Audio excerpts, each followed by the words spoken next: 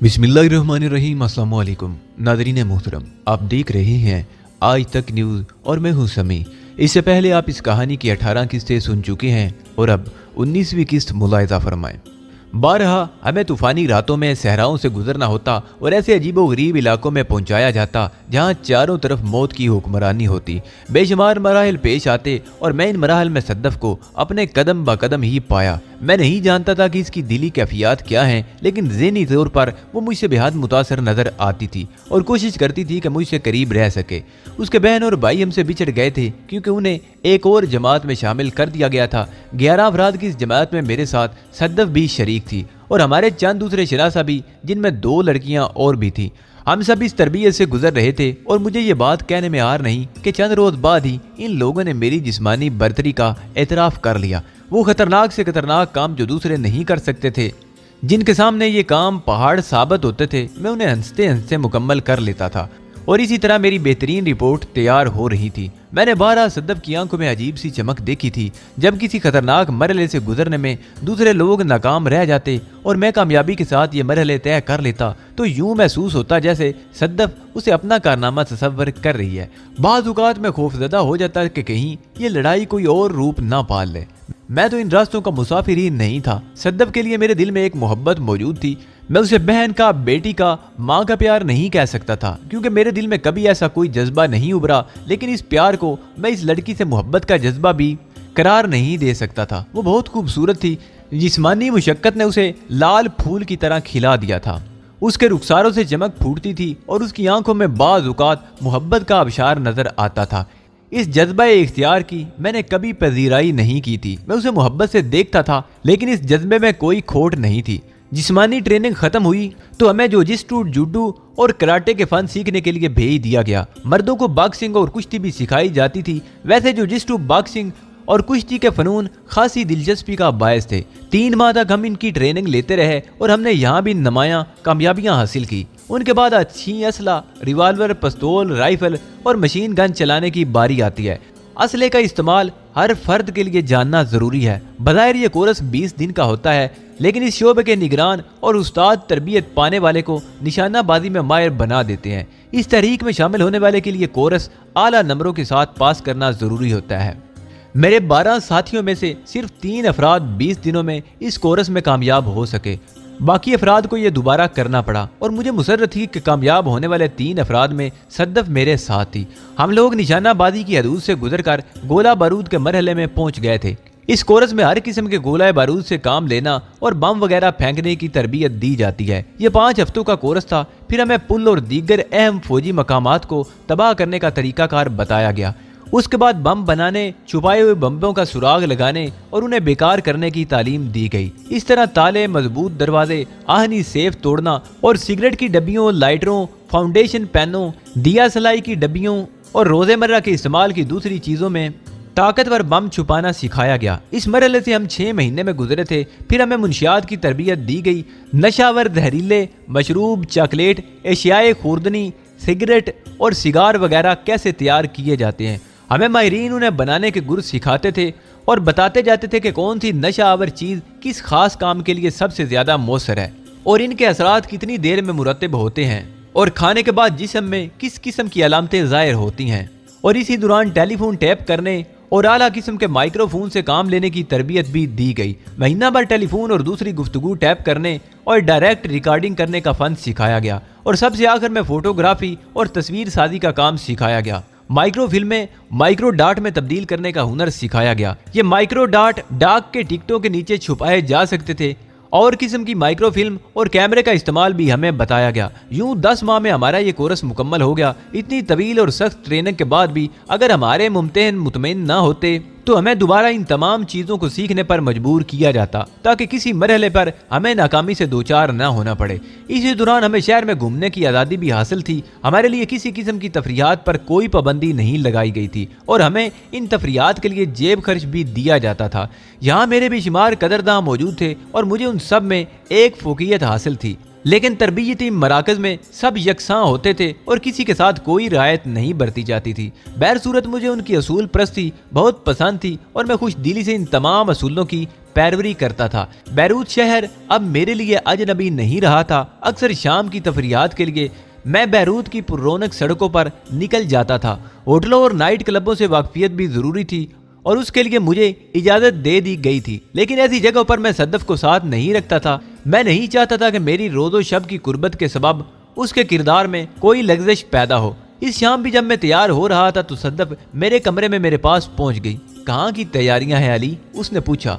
बस यूं ही सुना है, आसमान बादलों से ढका हुआ है और शायद बारिश की फुहारें भी पड़ रही हैं। हाँ, मैंने भी सुना है, वो आहिस्ता से बोली।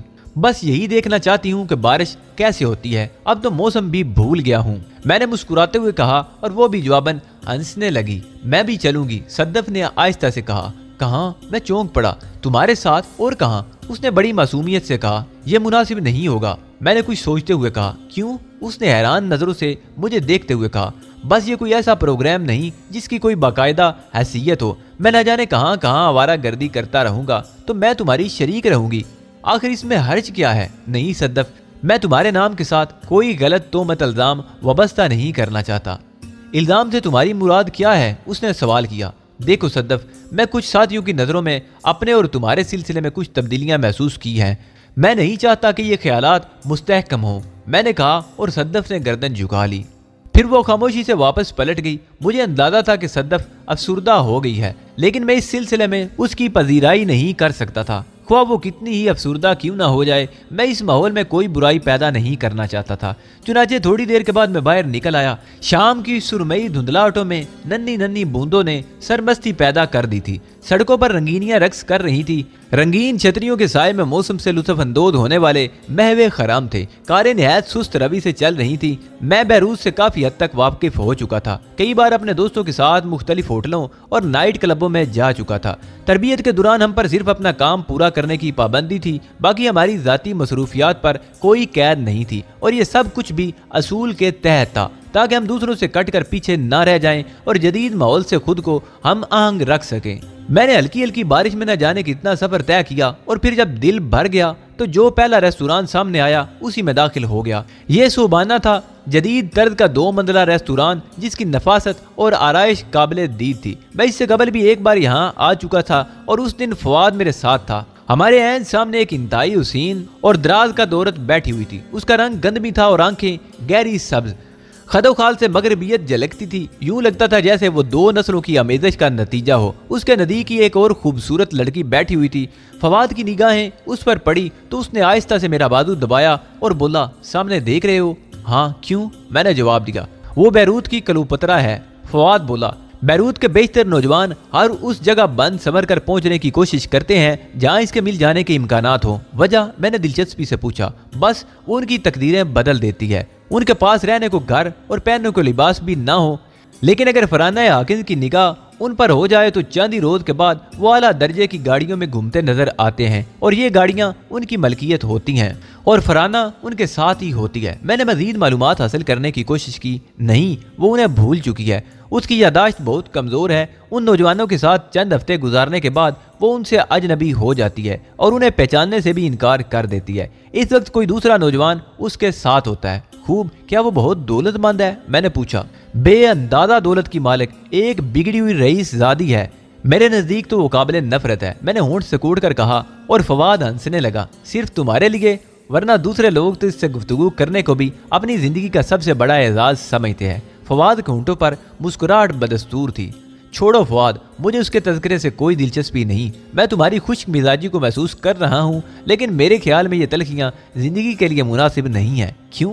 मेरे लहजे में शदीद हैरत थी। संगलाग चट्टानों में भी कभी कभी इंतहाई खुशनुमा फूल उगी आते हैं और बड़े भले लगते हैं। फवाद बोला, हाँ ऐसा ही होता है, लेकिन मेरी फितरत कुछ मुख्तलिफ है फवाद। मैंने ज़माना तालिब इल्मी में भी कभी इन हालात से मुतासर होने की कोशिश नहीं की। यूं कह सकते हो कि मेरे अंदर वो जज्बा ही मौजूद नहीं। बहरहाल ये गैर फितरी बात है। फवाद बोला। क्यों? मैंने उकता कर सवाल किया। रिदम और बदम साथ साथ रहें तो किसी एक चीज से उकताहट नहीं होती। इंसान बाज़ औक़ात यकसानियत का शिकार होकर अपनी सलाहियतें गुम कर देता है। मुमकिन है ऐसा ही हो, मगर अभी तो मेरी अमली जिंदगी का आगाज भी नहीं हुआ। वैसे अगर कभी यकसानियत से उकता गया तो तुम्हारी शागिर्दी इख्तियार कर लूंगा, मैंने कहा और फवाद हंसने लगा। आज सुबाना में दाखिल हुआ तो फवाद की बातें याद आ गई। निगाह सामने उठी तो फराना मौजूद थी, उसी दूसरी लड़की के साथ जो उस दिन भी उसके हमरा थी। एक लम्हे के लिए तबीयत कुछ सोच का शिकार हो गई, लेकिन मैं फिर खुद को उससे बेताल्लुक करके एक मेज पर जा बैठा। काफी मेजें भरी हुई थी और लोग खुश गपियां कर रहे थे। ट्रालियां गर्दिश कर रही थी, नकरई कह के खनक रहे थे। मौसम ने लोगों को मसूर कर दिया था। फराना मेरे ज़हन से निकल गई और मैं जेब से सिगरेट निकाल कर जलाने लगा। फिर सिगरेट के एक कश ने मुझे सुकून बख्शा। मेरे ज़हन में यादों की हवाएं मचलने लगी और फिर मैं तसव्वुरात के सहारे अपने वतन की आगोश में पहुंच गया, जहाँ की बारिश क्या क्या हशर समानियाँ लाती थी। दफातन एक आवाज़ मुझे सरसों के लहलहाते खेतों से वापस ले आई। ये एक निस्वानी आवाज़ थी। मैंने नजरें उठाई और फराना की साथी लड़की को अपने सामने खड़े पाया।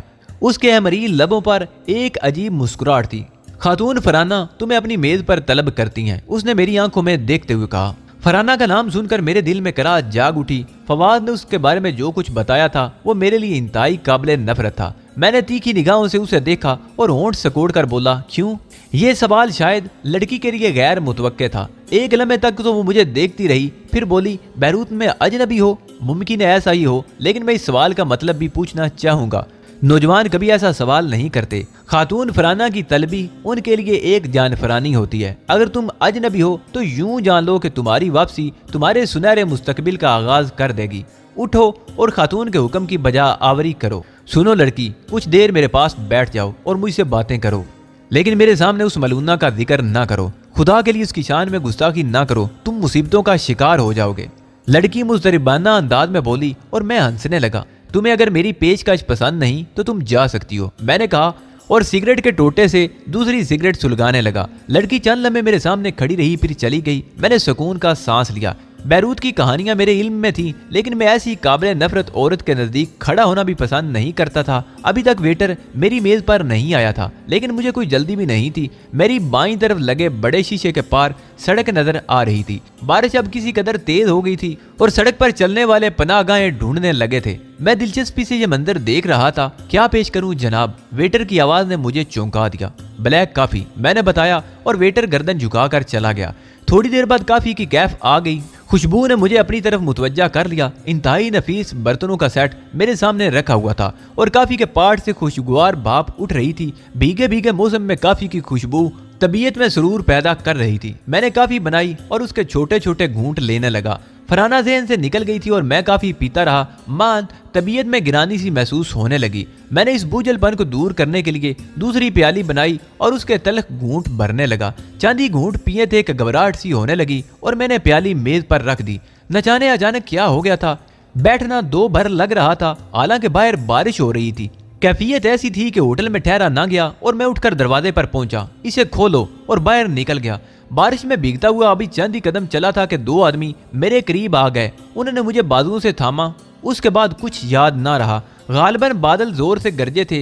होश आ गया। निगाहें दीवार पर लगे हुए क्लॉक पर पड़ी। 12 बजे थे। खिड़की बंद थी, लेकिन बादलों की गिड़गिड़ाहट और बिजली की कड़क सुनाई दे रही थी। सर भारी भारी सा था। मैंने आंखें भींचकर जोर से सर को झटका दिया और ज़हन कुछ साफ हो गया। सामने कोई मौजूद था और फिर मैंने उसे पहचान लिया। वो फराना थी। मेरे तन बदन में आग लग गई। उसका मतलब है कि फराना ने मुझे अगवा किया है। गालिबन काफी में कोई नशावर चीज मिला दी गई थी और अब मैं उसकी कैद में था। मुझे इस सीना जोरी पर पहले गुस्सा आया, फिर हंसी आ गई। क्या इस तरह ये औरत मुझ पर काबू पा सकती है? मैंने सोचा और एक कराह के साथ करवट ली। फराना मुझे चौंक कर देखने लगी, फिर उसके मोटे मोटे होंठों पर मुस्कुराहट फैल गई। हेलो, उसने कहा। जाग गए तुम? गालिबन सोबाना में। मैंने कहा, हाँ, तुमने मेरी दावत ठुकरा दी थी शायद। क्यों? मेरा ख्याल था कि तुम्हारी खात्मा मुझसे मजाक कर रही है। मैं उसे बेवकूफ बना रहा था। ओह, क्या वाकई? उसके चेहरे पर खुशी की झलक थी। मैं तो गलत फहमी का शिकार हो गई थी। सॉरी, ख्वाह मखा तुम्हें तकलीफ देनी पड़ी।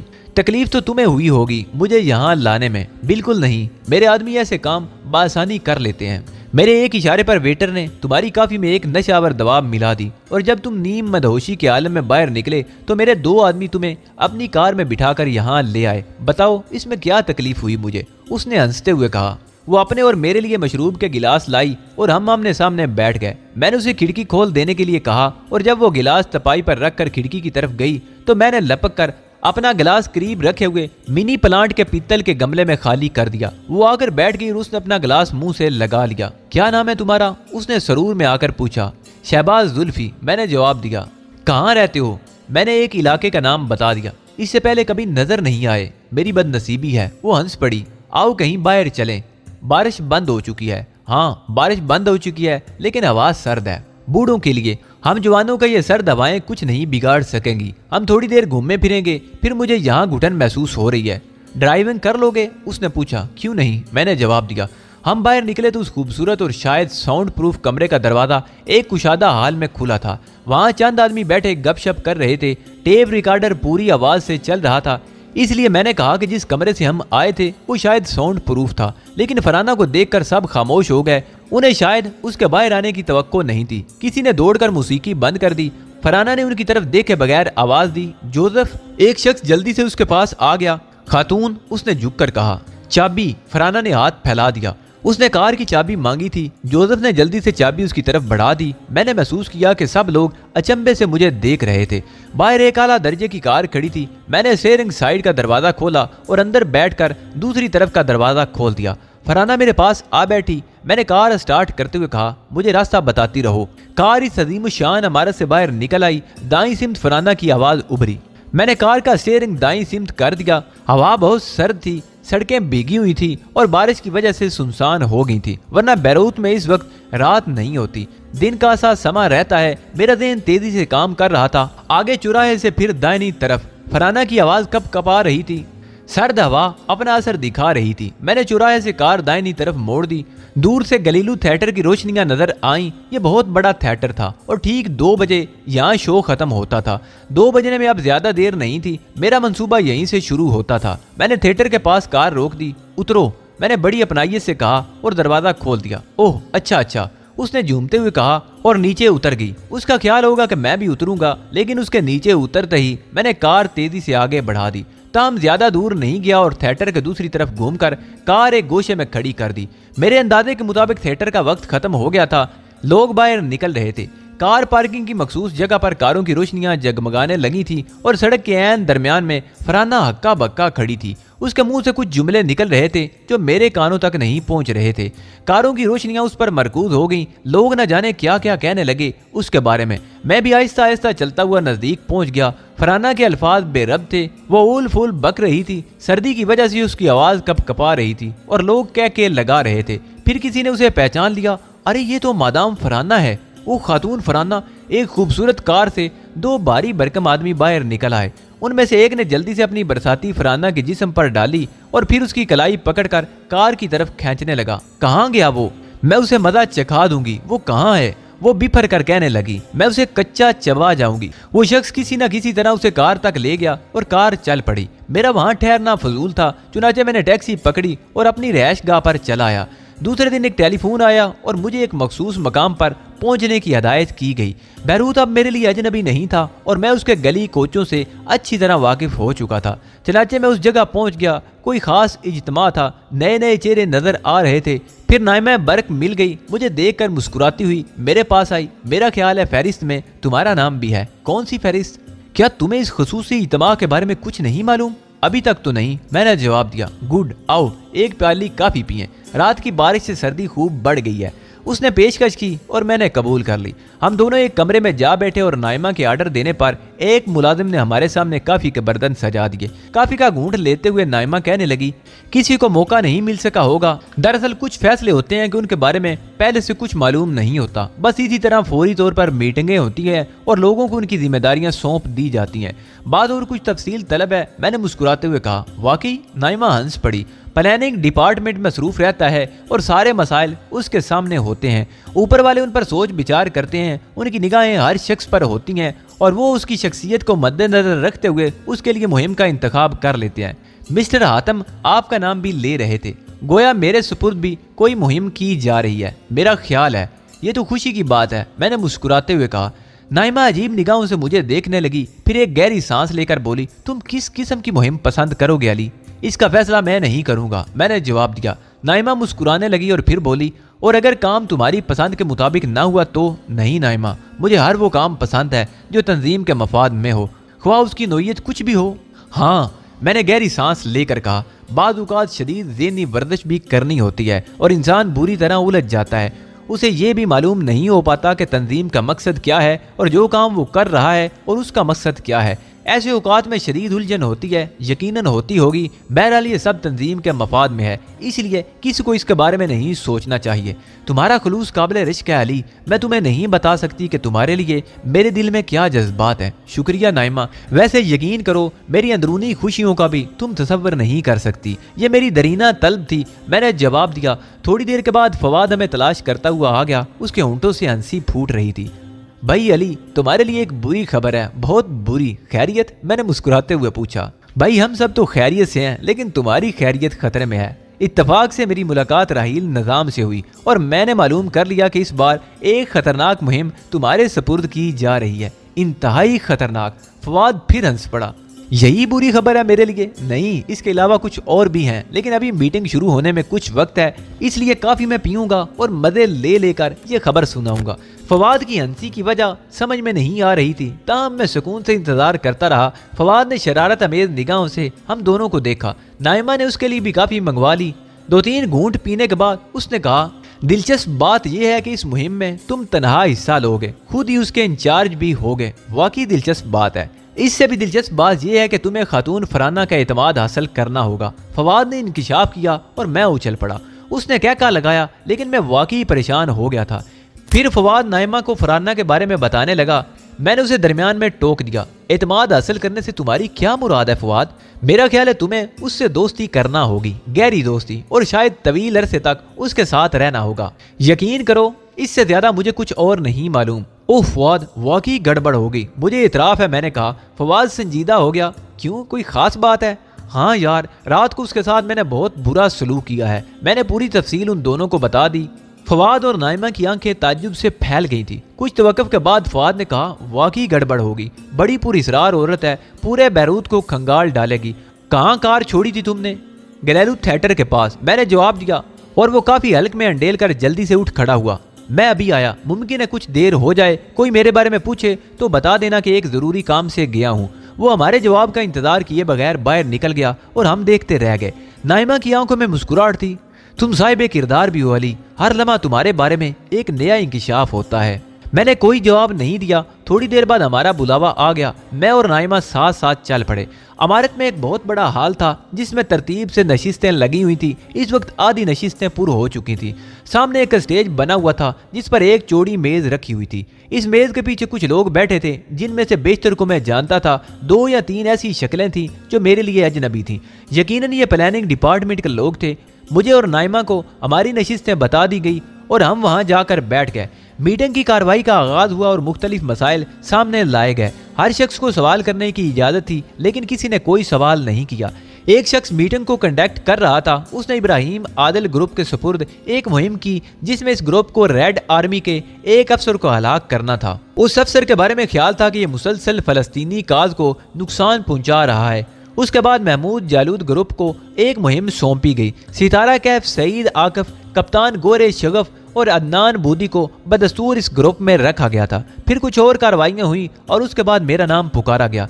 जिस तरह दूसरे लोग अपना नाम पुकारे जाने पर खड़े हो जाते थे, उसी तरह मैं भी अपनी नशिस्त पर खड़ा हो गया और मीटिंग करने वाले ने मुझे मुस्कुराते हुए मुखातब किया, जनाब अली यार खां, बराए करम यहाँ तशरीफ ले आइए। मैं उसके पास पहुँच गया। उसने दूसरे लोगों से मेरा तारुफ कराते हुए मेरे बारे में तारीफी कलमात कहे। अली यार खां तरबीती मराहल से गुजर चुके हैं और इनके बारे में जो रिपोर्टें हमें मसूल हुई, उन्हें देखते हुए हम बड़े फख्र से कह सकते हैं कि हमारे दरमियान एक अजीम कारकुन का इजाफा हुआ है, जिस पर हम किसी भी मसले में मुकम्मल एतमाद कर सकते हैं। अली यार खां का ताल्लुक पाकिस्तान से है और ये बात कहते हुए हमें फख्र है और हम शुक्रगुजार भी हैं कि पाकिस्तानी अखुवत पसंदों के कि इन्होंने हर मरहले पर हमारी भरपूर मुआवनत की है। बेशुमार पाकिस्तानी फ़लस्तीनी काज के लिए सरगर्म अमल हैं और उन्होंने अपनी तमाम जदोजहद हमारे उसूल मकसद के लिए मखसूस कर दी है। इस जज्बा अखुवत का शुक्रिया अदा करना मुमकिन नहीं। हाँ, तो मैं जनाब अली यार खां के बारे में कह रहा था कि इन्हें हमारे दरमियान एक आला मकाम हासिल है। इस बार एक अहम मुहिम इनके सुपुर्द भी कर रही हैं। ये मुहिम तवील है और इसके जरिए हमारे मकासद को बहुत बड़ा सहारा मिलेगा। अली यार खां साहब, इस मुहिम की थोड़ी सी तफसीलात मैं आपके सामने अर्ज कर दूं। बैरूत में फलस्तीनी काज के लिए जदोजहद नहायत कामयाबी से जारी है, लेकिन यहीं हमारे दुश्मनों की सबसे बड़ी तादाद मौजूद है। बैरूत की आबादी का एक तबका मुकम्मल तौर पर सियोनी तर्ज फिक्र का कायल है, बल्कि अगर ये कहा जाए तो गलत ना होगा कि हमारी आपस की चपकलिश, यानी वो जो लबनान के मुसलमानों और ईसाइयों के माबैन थी, अब पस पर्दा हो गई है और सियोनी साजिशों ने दूसरे बाजू पर मुकम्मल तसल्लुत हासिल कर लिया है। और अब जो कुछ हो रहा है सियोनी साजिश के तहत हो रहा है।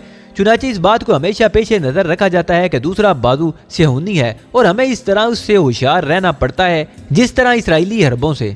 हमारे दरमियान बेशुमार ऐसे अफराद छोड़ दिए गए हैं जो बज़ाहिर खुद को लबनानी या फलस्तीनी कहते हैं, लेकिन दर हकीकत वो सियोनी है। मैं ज्यादा तफसील में नहीं जाऊंगा, मैं सिर्फ एक औरत का तज़किरा करता हूँ जो खातून फराना के नाम से मशहूर है। लिबनान की एक मुअज़्ज़ज़ शख्सियत, इंतहाई दौलतमंद और बेहद खुद सर। हमारा एक खुफिया शोबा ऐसे लोगों पर निगाह रखता है। खातून फराना हर चंद के खुद को हम में से कहती है। हम इब्तिदाई से उसके बारे में शकूक और शुबात का शिकार थे और हमारा डिपार्टमेंट उसके पीछे लगा हुआ था। डिपार्टमेंट को ठोस सबूत तो नहीं, अलबत्ता चंद शवाहिद मिले हैं जिनसे आया होता है कि खातून फराना हमारे खिलाफ जासूसी करती हैं और उसके हाथ बहुत लंबे हैं, वो आला पैमाने पर काम कर रही है। यहाँ बेशुमार अफराद उसके मातहत हैं जिनमें ज्यादा तादाद बदनाम लोगों की है।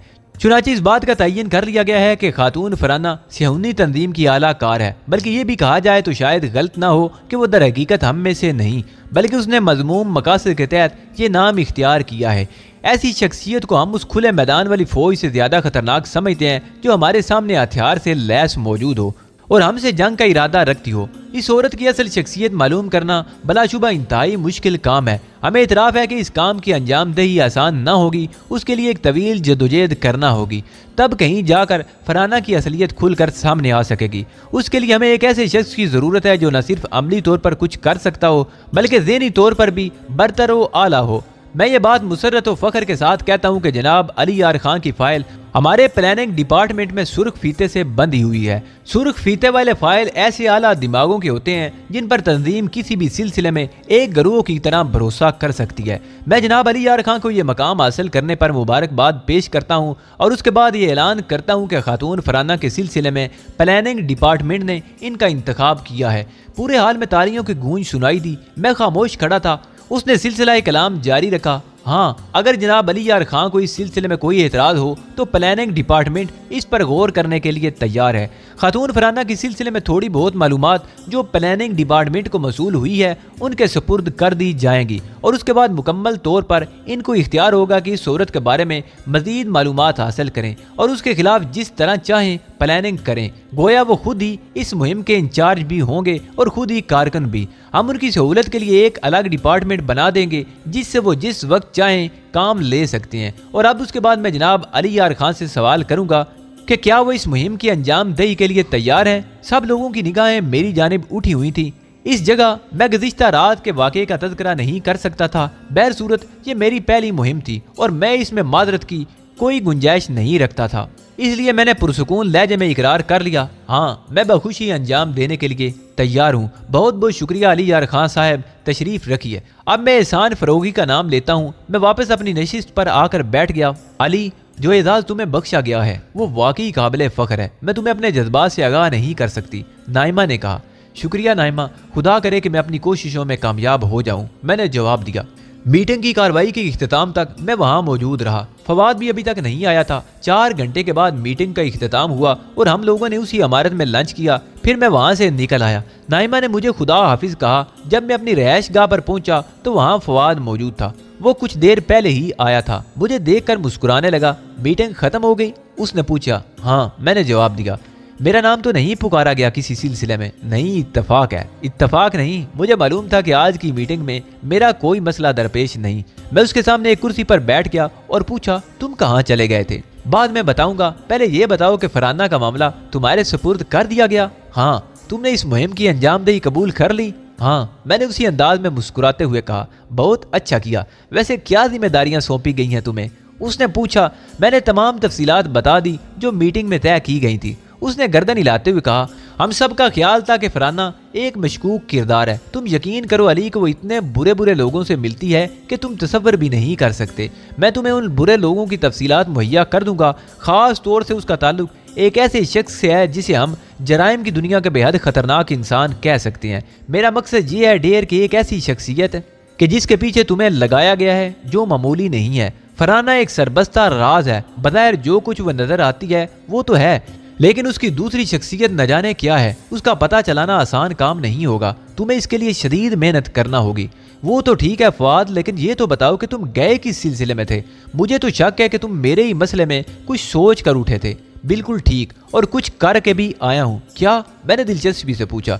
वो कार इत्तेफाक से गैलेलू थिएटर के बाईं सिमत उसी जगह मौजूद थी जहां तुमने उसे खड़ा किया था। मैंने उसे वहां से हटाकर फेरूलैंड स्क्वायर के नजदीक एक शकिस्ता सड़क से नीचे गिरा दिया है। ये सड़क बारिश में टूट फूट गई थी और मखदूश करार दे दी गई थी। उस तरफ कोई नशे में डूबा हुआ शराबी जा सकता है और यकीनी तौर पर वहां हादसे का शिकार हो सकता है।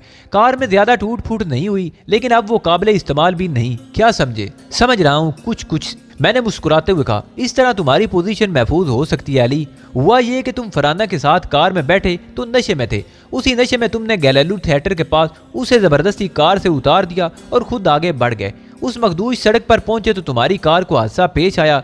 उस हादसे के बाद किसी ने तुम्हें देखा और मरीना अस्पताल पहुंचा दिया गया। तुम पिछली रात से मरीना अस्पताल के कमरा नंबर 12 में मौजूद वहां के रजिस्टर में तुम्हारा इंदराज है। तुम्हें गालिबन 2:30 या 2:45 बजे हॉस्पिटल पहुंचाया गया था। मैं मुसर्रत से उछल पड़ा। तुम ये सब कुछ करके आए हो फवाद? हाँ यार, करना ही था, वरना इस खतरनाक औरत से निपटना आसान काम तो नहीं। यूं भी अगर ये सब कुछ ना होता तो तुम्हें उसकी निगाहों से पोशीदा रहना पड़ता और उसके लिए तुम मेकअप में ही गुजारा कर सकते थे। Wonderful Fawad, wonderful. लेकिन मुझे इस बात पर हैरत इसलिए नहीं हो रही कि तुम्हारा शुमार तंजीम आज़ादी के अहम तरीन कारकुनों में से है। बस तुम खुद भी बुरी जगह भेजे जा रहे हो।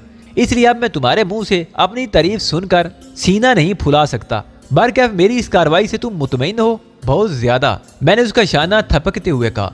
तब ठीक है। वैसे मुझे मुसर्रत है अली मेरी जान कि मैं तुम्हारे किसी काम आ सका, लेकिन तुम्हारे लिए वो बुरी खबर बदस्तूर मौजूद है। फरहाना जैसी खबीस औरतों से निपटना इतना आसान नहीं। फिर भी मैं तुम्हारे इत्मीनान के लिए एक बात बताऊं, हम अपने मकसद के उसूल के लिए वक़फ़ हैं। हमारा जिस्म, हमारी रूह और हमारा रवा तंजीम के मकासद के लिए वक्फ हो चुका है। अगर उन मकासद के उसूल के लिए हमें किसी ऐसे मरहले से भी गुजरना पड़े जो हमारे लिए शदीद कर्ब का बायस हो, तो हम ये सोचकर दिल को मुतमईन कर सकते हैं कि हमें अपने मिशन के लिए सब कुछ करना है।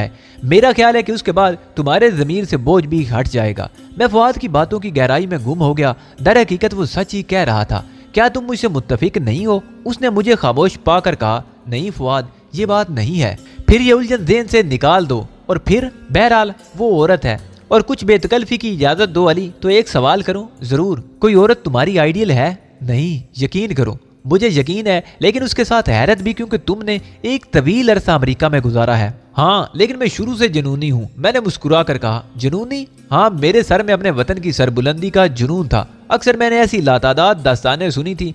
मैं जानता हूँ कि औरत मर्द की बहुत बड़ी कमजोरी है, लेकिन उसके लिए खुद को इंसानियत से गिरा देना मेरे नज़दीक मुनासिब नहीं है। बेशक, फवाद ने तारीफी अंदाज में गर्दन हिलाई। उसका मैंने पहले अंदाजा किया था। मैं ये नहीं कहूँगा कि मुझे औरत नापसंद है, लेकिन मेरे ज़हन में मेरे अपने वतन की औरत थी। मशरक की औरत मेरी निगाह में इंसान है और मगरबी औरत के नाम दब्बा है। बहुत आला ख्यालात हैं। लेकिन मैंने आहिस्ता से कहा, मकसद मेरी जान, मकसद। हालांकि हम कुछ देर कबल उसी फरहाना के बारे में बात कर रहे थे। वैसे फरहाना दर हकीकत पुरअसरार औरत है और उस पर बहुत अरसे से निगाह रखी जा रही है। क्या शुबह है उस पर? यही कि वो यहूदी मकासद के लिए काम कर रही है और बहुत से मुस्लिम नौजवान उसके जाल में फंसे हुए हैं। हर चंद के उसका ताल्लुक तंजीम से नहीं, लेकिन फिर भी मैं समझ रहा हूँ। उसका मतलब तो ये हुआ कि उसका ताल्लुक बताते खुद वो कुछ नहीं, बस ये ताल्लुक ही पुरअसरार है और शायद इसी ताल्लुक के लिए हम परेशान हैं। खुदा करे मैं अपनी इस मुहिम में कामयाब हो जाऊं। हम सब की दुआएं तुम्हारे साथ हैं। फवाद ने बड़े खुलूस से कहा। तो फिर मुझे हॉस्पिटल में कब मुंतकिल होना है?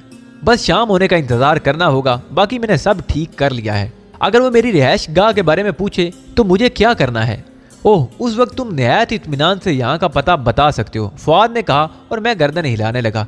खूबसूरत नर्स मुस्कुराती हुई मेरे पास आई। उसने अपना नर्म हाथ मेरी नब्ज पर रखा और मुस्कुराती हुई बोली, अब कैसे मिजाज हैं? ठीक हूँ, लेकिन मैंने बुखलाए हुए अंदाज में कहा, ज्यादा पी लेना बुरी चीज है और इस कैफियत में ड्राइविंग बेहद खतरनाक होती है। तुमने ये ख्याल तक न किया? उसने हमदर्दी से कहा। ख्याल कर लेता नर्स तो ये नौबत ही ना आती। वैसे क्या मैं शदीद जख्मी हूँ? मैंने सवाल किया। हैरत अंगेज तौर पर नहीं, मेरे ख्याल में तुम उस वक्त कार से निकल आए थे जब कार सड़क के नशेब में उतरी। अगर कार के अंदर ही रह जाते तो शायद जख्मी होते।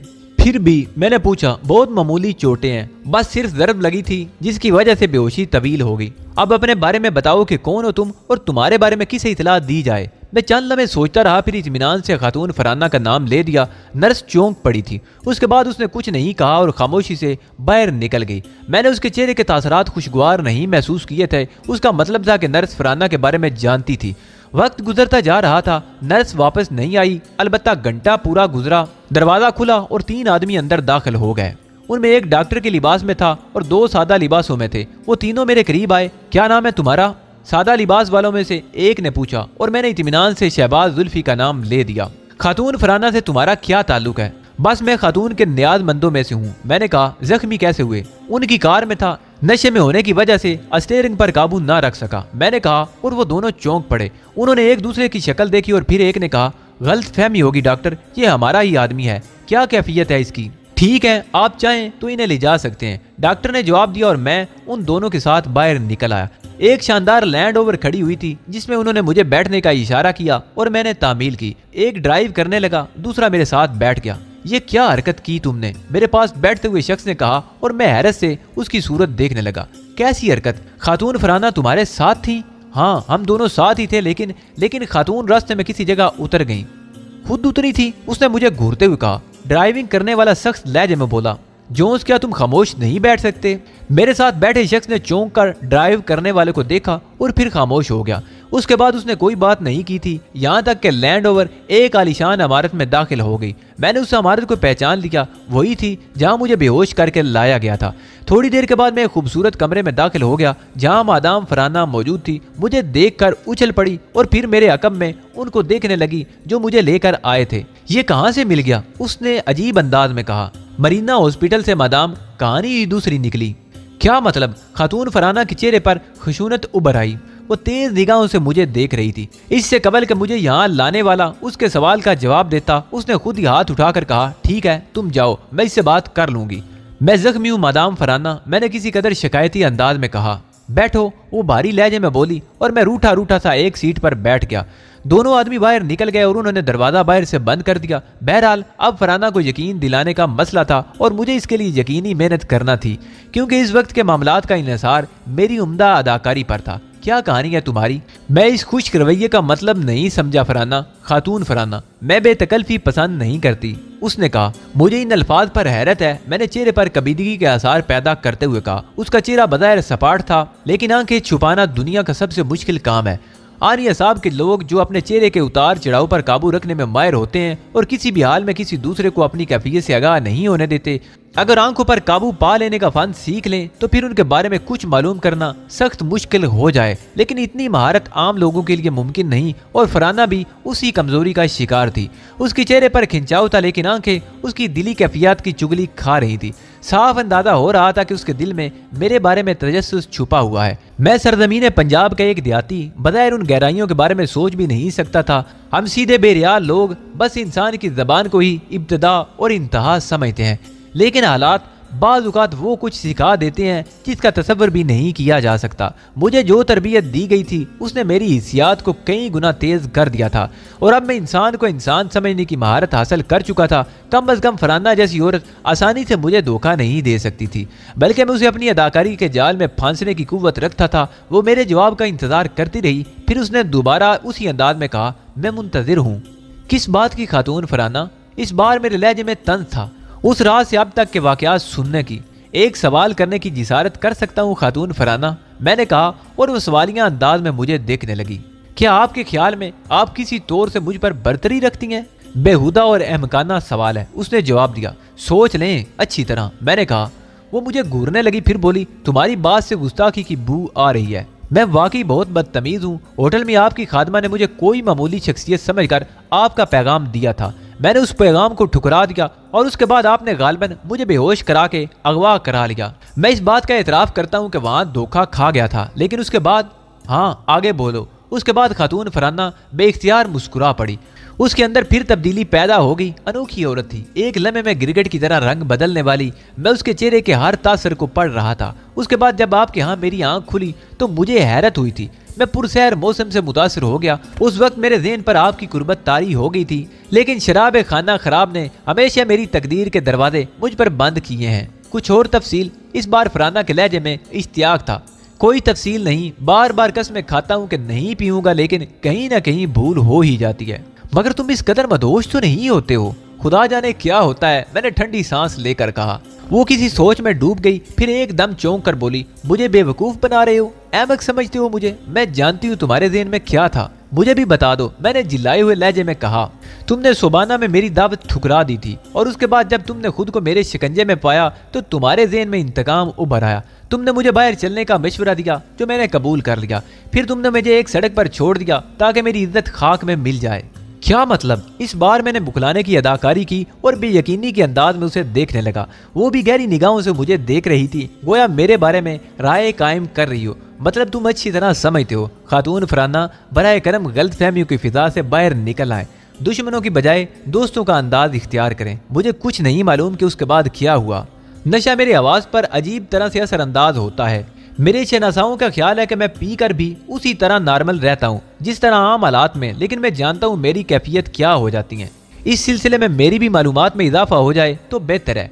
उसने जहरीले लहजे में कहा। शराब मुझसे मेरी खुद एतमादी छीन लेती है, मेरे अदाब मेरे हरीफ बन जाते हैं। उस वक्त मेरा ज़हन माऊफ हो जाता है, कुव्वत इरादी नाकारा हो जाती है, हर कैफियत इज़्तिरारी होती है। यह है मेरी बदनसीबी, लेकिन बराए करम आप मुझे थोड़ी सी तफसील बता दें। शराब पीने के बाद तुमने मुझे खुली फिजा में चलने की दावत दी थी। फराना ने कहा। नामुमकिन बात थी, क्योंकि मौसम सर्द था, बारिश हो चुकी थी। वो मौसम खुली फिजाओं में जाने का नहीं था। मैंने कहा, बहरहाल मैंने तुमसे ताउन किया। तुम खुद कार ड्राइव करते हुए ले गए थे, और फिर तुमने जो कुछ हुआ खातून फराना, सब उसी उम्मुल खबास के जेरे असर हुआ। शायद जिंदगी में ये मेरा आखिरी अहद है कि मैं शराब नहीं पीऊंगा। मैंने उसकी बात काट कर कहा। मेरी इज्जत मेरे वकार को शदीद ज़रब लगी है, और अब तक मैं यही सोचती रही हूँ कि तुमने मुझसे सुबाना से अगवा किए जाने का इंतकाम लिया था। मेरी बेइज्जती करके मैं एमको की तरह सड़क पर खड़ी थी, और अजनबी लोग मुझे देख कर कह के लगा रहे थे, मुझ पर आवाज़ें कस रहे थे। न जाने किसने मुझे पहचान लिया था। मेरा उन वाकयात से कोई ताल्लुक नहीं था। तुम कहाँ थे? हॉस्पिटल में। शायद तुम्हारी कार को कोई हादसा पेश आया था, लेकिन मुझे इस बात का एहसास नहीं था कि तुम मेरे साथ उस कार में मौजूद नहीं हो। मैंने होश में आकर सबसे पहला सवाल यही किया था कि मेरी साथी किस हाल में है। तुम हॉस्पिटल की नर्स से इस बात की तस्दीक कर सकती हो। मैंने ऐसे लहजे में ये अल्फाज कहे थे कि वो सोच में डूब गई। फिर उसने गहरी सांस लेकर कहा, तुम्हारी वजह से मुझे शदीद ज़हनी सदमे से दो चार होना पड़ा। मैं इंतकाम की आग में सुलग रही थी। मैं तुम्हारी बोटियां नोचने से भी दरेग ना करती, समझे तुम। इन हालात का मुझे अफसोस है, और इसलिए मैं तुम्हारे अल्फाज का बुरा नहीं मानूंगा। जबकि तुम जो कुछ कह रही हो खातून फराना, वो होश के आलम में मुमकिन नहीं है। यूं करो, पहले तुम अपनी इंतकामी कोशिशें कर लो। जब उसमें नाकाम हो जाओ तो हम दोबारा दोस्ताना फिजा में बात करेंगे। मैं तुम्हारी सख्तियों को माफ़ कर दूंगा, मैंने सख्त लहजे में कहा। वो अजीब निगाहों से मुझे देखने लगी, फिर यकायक मुस्कुरा पड़ी।